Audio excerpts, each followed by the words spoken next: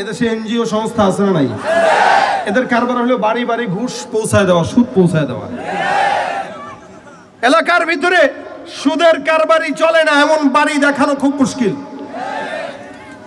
এরা মানুষকে সেবার নাম দিয়া সুদ দেয়, কিন্তু সুদ ঠিক মতো টাকা পরিশোধ করতে না পারলে ঘরে টিন উঠায় নিয়ে যায়। আসলে কি সেবক না খাদক? জোরে বলেন। আর চাচারা এলাকার মানুষের সুদ খাইতে খাইতে এমন অভ্যাস হয়ে গেছে, এখন সুদ ছাড়া পেট ভরে না। নামাজ পড়ে শুধু খায়, বিল্ডিং এ লাগাই দিছে এই বাড়ি অমুক ব্যাংক কর্তৃক দায়বদ্ধ। এই সিগনেচার এই এই এই ফলক যদি কোনো জায়গায় দেখেন বুঝবেন নিঃসন্দেহে ইহা একটি সুদের বাড়ি। এজন্য ওইটা ফেলা দেওয়া উচিত, ফেলা দিয়ে এটা লেখা উচিত যে এটা একটা সুদের বাড়ি। ভাই ভাড়া চাইলে মন থাকলে থাকেন, নইলে আইসেন না। আপনি যখন সুদ খাবেন স্পষ্ট মানুষকে জানায় দিয়ে সুদ খান। কিন্তু যদি জিজ্ঞাসা করেন ভাই সুদ খান কে, আমি সুদ খাই না, এটা ইন্টারেস্ট। খাইতেও ইন্টারেস্ট। এখন মুসলমান একটু চালাক হয়ে গেছে, তো এখন বুঝে যে ইন্টারেস্টটা আসলে সুদ, এটা বুঝে। এই কারণে এখন নামও পাল্টায় দিছে, একটু কিতাবি নাম দিছে, আরবি নাম হচ্ছে কি মুনাফা। জোরে বলেন কি? আগে খাইতো ইন্টারেস্ট, এখন খায় কি?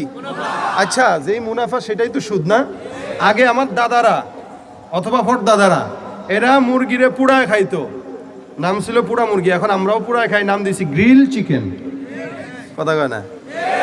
আগে গরুর গোস্ত খাইতো একটা বাঁশের কুঞ্চি ঢুকায় এটারে পুড়ায় খাইতো, এখন আমরা একটা শিক ঢুকায় নাম দিছি শিক কাবাব।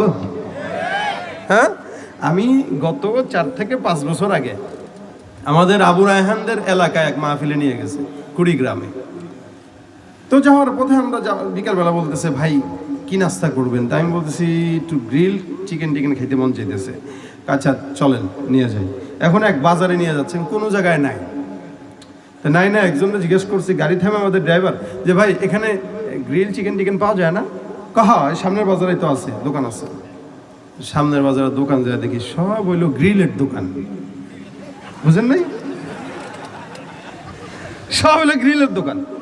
ভাইরা আপনাদেরকে মিথ্যা কথা বলে হাসাই দিছি না, অন্তত আমার ভিতরে এটা পাবেন না ইনশাআল্লাহ। কারণ আমরা তো দেশ বিদেশে সফর করি, কত রকম যে অভিজ্ঞতা আমাদের মাথার ভিতরে আছে। এনে জিজ্ঞেস করলাম ভাই গ্রিল চিকেন গ্রিলের দোকান কোনটা? কি বানাবেন? লা হাওলা ওয়ালা কুওয়াতা। এই গ্রিল যদি খাইতে হয় তাহলে আর বাসা লাগবে না। মানে জালালার গ্রিল মনে করছে সে। পরে আরেকজনে জিজ্ঞেস করলাম ভাই এখানে গ্রিল চিকেন পাওয়া যায় না? গ্রিল চিকেন এখানে তো গ্রিল ট্রিল যে দোকান টোকান দেখতেছেন এগুলাই তো। না না, পোড়া মুরগি। Hotel hotel. আমি তখন বুঝছে না এটা এখানে নাই। দেখেন অবস্থা। আগে মানুষ খাইতো পোড়া মুরগি, এখন নাম পাল্টায় দিছে গ্রিল চিকেন। জিনিস কিন্তু একই। আগে খাইতো সুদ, এখন নাম পাল্টায় দিয়ে খায় মুনাফা। জিনিস কিন্তু একই। ঘুষের নাম দিছে। একটু ভদ্র ভাষায় যদি ঘুষের অপর নাম বলি তাহলে স্পিড মানি। এটা যারা একটু অফিস আদালতে চাকরি করেন তারা বুঝেন। স্পিড মানি মানে যত তেল দিবেন তত পাওয়ার বাড়বে। আপনার কাজের স্পিড যোগানোর জন্য ঘুষ, ইহা একটি চমৎকার নাম। অথবা অন্য অন্য মানুষ আছে যারা ঘুষ খায় টেবিলের তল দিয়ে, আর বলে ভাই এটা ঘুষ না, এটা তো সে আমরা চা খাওয়ার জন্য দিছে। চাকরি নিবে 5 লাখ টাকা, যদি না দেয় 5 লাখ টাকা চা খাইতে লাগে। আমি ঢাকায় লা মেরিডিয়ান একটা হোটেল আছে, আমাদের সিদ্দিক ভাই চিনবে তো, উত্তরের দিকে। যারা ঢাকায় যান তারাও চিনবেন। এই লা মেরিডিয়ানে একবার আমি একটু গেছি আর কি, এক মানুষ নিয়ে গেছে আমার, চা খান। আমি কি খাবো? আগে একটু কফি দেন। না কফি নাই স্যার। কি আছে? চা আছে। ঠিক আছে চা দেন। চাটা খাওয়ার পরে রাত, এখন বিল আনতে বলছি, চায়ের বিল ধরছে হচ্ছে 900 টাকা। কত? লাল চা 900 টাকা। আমি কাহলাম মানুষ কত বলদ হইলে পরে আমার মতো এই জায়গায় 900 টাকার চা খেতে আসে। আমাদের দেশে যারা দেখেন না, ফরিদপুরের পর্দা কিনতে লাগছে কত লাখ টাকা, জানে না এরা? এই যে রূপপুর আপনাদের পাশে, এই রূপপুরে এক একটা বিছানার জন্য কতগুলো টাকা মারছে আমাদের দেশের মানুষগুলা। এক একটা বিছানার দাম বলি 50,000 টাকা করে রাখছে একটা বিছানা। তাহলে এই দেশে ঘুষটাকে বলা হয় কি? হাদিয়া। আর যৌতুককে বলা হয় উপহার। ঠিক নেই? নাম পাল্টায় দিয়ে খাইলে যদি জায়েজ হয় তাহলে পাতলা পায়খানারে ডাইল মনে করে খায়, জায়েজ হয়ে যাবে। কথা কয় না ঠিক কিনা? তাহলে আমাদের সমাজে যেই কোনো জিনিস যেটা হারাম হবে ওইটাকে যদি কেউ নাম পাল্টায় দিয়ে খায়, এটা কি জায়েজ হবে? যারা সুদের কারবারি করে, ঘুষের কারবারি সমাজে সেবক নাম দিয়া করে, অথচ সুদ ঘুষ ঢুকাইতেছে, এরা কি আসলেই সেবক না ঘাতক? আমরা ভয় পাবো কাকে? ভাই, আল্লাহ পাক রব্বুল আলামিন দয়া করেন আমাদেরকে, যার কারণে এখনো পর্যন্ত এত গুনাহের পরেও আল্লাহ পাক আমাদেরকে টিকায় রাখছেন। নয়তো টিকার কোনো কথা। টিকা রাখার পিছনে মূল উদ্দেশ্য হইল বান্দাদেরকে সুযোগ দেওয়া, দেখি বান্দা ভালো হয় কিনা। নয়তো অন্য নবীর উম্মত যারা ছিল এদেরকে আল্লাহ পাক রব্বুল আলামিন গুনাহ করার সাথে সাথে দরজায় লিখে দিত, এদের পরিচয় প্রকাশ করে দিতেন। কিন্তু রাসূল করিম সাল্লাল্লাহু আলাইহি ওয়াসাল্লামের দোয়ার বরকতে আল্লাহ পাক এখনো পর্যন্ত আমাদেরকে কিচ্ছু বলেন না। যেই সমস্ত ইহুদি খ্রিস্টান নাসারা নাস্তিকেরা, মুনাফিকের বাচ্চারা ইসলামের বিরোধিতা করে, দ্বীনের বিরোধিতা করে, এই সমস্ত বেঈমানেরাও শুধুমাত্র রাসূল করিম সাল্লাল্লাহু আলাইহি ওয়াসাল্লামের দোয়ার বরকতে বেঁচে আছে বলে বাস্তব। এরা জানে না যে তাদের বাঁচার পিছনে আল্লাহ রাসূলের দোয়া। আল্লাহ পাক সুযোগ দেন, তবে ছাড় দেন, ছেড়ে দেন না। মা কানা রাব্বুকা নাসিয়া। এজন্য আল্লাহ পাক কোরআনে বলেন, রাসূল আপনার টেনশনের কারণ নাই, আমি আল্লাহ ছাড় দেই মাগার ছেড়ে দেই। এটার প্রমাণ আমরা দেখেছি। যারাই বেঈমানি করেছে আল্লাহ পাক দুনিয়াতে তাদেরকে একটু ঢিল দিলেও এমন লাঞ্ছিত করেছে, আল্লাহ পাক তাদেরকে দুনিয়ার কোনো জায়গায় ঠাঁই দেয় নাই। এই জন্য আল্লাহ পাক বান্দাকে দুই ভাগে বিভক্ত করেছেন। এক নম্বর ফামিনহুম শাকিয়্যুন ওয়া সাঈদ, এক দল থাকবে সৌভাগ্য, আরেক দল থাকবে দুর্ভাগ্য। সৌভাগ্যবান কারা? আল্লাহ পাক রব্বুল আলামিন বলেন এরা হচ্ছে জান্নাতি, আর দুর্ভাগ্যবান ওরা জাহান্নামী। সৌভাগ্যবান কিভাবে হয়, দুর্ভাগ্যবান কি করলে হয়? সৌভাগ্যবান যেই বান্দা আল্লাহ পাক রব্বুল আলামিনের দেখানো পথে চলে তাদেরকেই বলা যায়।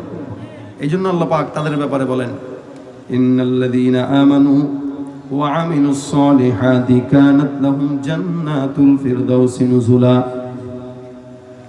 সমাজের ভিতরে আল্লাহ পাক রব্বুল আলামিন বলেন মুমিনদের জন্য, যেই সমস্ত মুমিনেরা ঈমানের সঙ্গে সৎ কাজ করে, আমি রব্বুল আলামিন ওই সমস্ত নেককার বান্দাদের জন্য একমাত্র আমার তরফ থেকে জান্নাতুল ফিরদাউসের অবস্থান করে দিলাম। আল্লাহ পাক রব্বুল আলামিন বলে, বান্দা নেক কাজ করবা, সৎ কাজ করবা, ওই বান্দাদেরকে অন্য আয়াতের ভিতরে রব্বুল আলামিন বলেন, মান আমিলা সালিহাম মিন যাকারিন আও উনসা ওয়া হুয়া মুমিনুন ফালানুহিয়ান্নাহু হায়াতান তাইয়্যিবা। দুনিয়ার জমিনে প্রত্যেকটা মানুষ চায় একটা উত্তম জিন্দেগি। সবাই চায় দুনিয়াতে হাসি খুলে, সবাই চায় দুনিয়াতে চমৎকার ভাবে দুনিয়াতে বাঁচতে। দুনিয়ার জিন্দেগিটা আরামদায়ক হওয়ার জন্য বান্দা কত চিন্তা করে, বান্দা কত পেরেশান করে। এরপরও কিছু কিছু বান্দা সফল হয়, কিছু কিছু বান্দা সফল হয় না। আমরা দুনিয়াতে মনে করি সফলতা মানে হলো গাড়ি চালানো, সফলতা মানে হলো বাড়ি চালানো, সফলতা মানে হলো চেয়ারম্যান হওয়া, মেম্বার হওয়া, এমপি হওয়া। কিন্তু না না, আল্লাহ পাক রব্বুল আলামিন বলেন, দুনিয়ার জিন্দেগিতে আমি আল্লাহর কাছে বান্দার সফলতার দাম নাই, আমি আল্লাহর কাছে বান্দার টাকা পয়সার দাম নাই। এই কারণে হাদিস শরীফে রাসূল করিম সাল্লাল্লাহু আলাইহি ওয়াসাল্লাম বলেন, ইন্নাল্লাহা লা ইয়ানজুরু ইলা সুওয়ারিকুম ওয়া আমওয়ালিকুম ওয়ালাকিন ইয়ানজুরু ইলা কুলুবিকুম ওয়া আ'মালিকুম। মানুষের চেহারার কারণে যদি বান্দারা দামি হয়ে যাইতো, মানুষের চেহারার কারণে কোনো বান্দা যদি জাহান্নামে যাইতো, আল্লাহ পাক রব্বুল আলামিন আবু জাহেলকে সুন্দর বানাইলেন, আবু লাহাবকেও সুন্দর বানাইলেন, ওদিক দিয়া হযরত বেলালকে বানাইলেন কালো। এ মুসলমান, কোন বান্দা যদি তার চেহারা কালো হওয়ার কারণে জাহান্নামে যাওয়া লাগতো, একমাত্র বেলাল রাদিয়াল্লাহু তাআলা আনহু সবার আগে আল্লাহর জাহান্নামে যাইতো। যেহেতু বেলালের মতো একটা কালো বান্দা, নিগ্রো বান্দা, গোলাম জান্নাতের মেহমান হয়ে গেল, যার কারণে বোঝা গেল আল্লাহর কাছে বান্দার টাকার দাম নাই, বান্দার চেহারার দাম নাই, বান্দার ক্ষমতার দাম নাই, মালিকের কাছে বান্দার ঈমান আর আখলাকের দাম, ঠিক কিনা? এই জন্য ভাইরা আমার, আল্লাহ পাক রব্বুল আলামিন বলে, আমি আল্লাহর কাছে কোনো বান্দার চেহারার দাম নাই, আমি আল্লাহর চেহারার দিকে দেখবো না। লা ইয়ানজুরু ইলা সুওয়ারিকুম, আল্লাহ পাক রব্বুল আলামিন তোমাদের চেহারার দিকে তাকাইবেন না। আল্লাহ পাক রব্বুল আলামিন তোমাদের সম্মানের দিকে তাকাবেন না। আল্লাহ পাক রব্বুল আলামিন তোমাদের টাকার দিকে তাকাবেন না। আল্লাহ পাক রব্বুল আলামিন তোমাদের ক্ষমতার দিকে তাকাবেন না। মালিক দেখবে বান্দা তোমার দিলে ঈমান ঠিক আছে কিনা। যার ঈমান ঠিক তার সব ঠিক, এ মুসলমান, এই কারণে ঈমান ঠিক রাখার জন্য রব্বুল আলামিন বলেন, মান আমিলা সালিহাম মিন যাকারিন আও উনসা।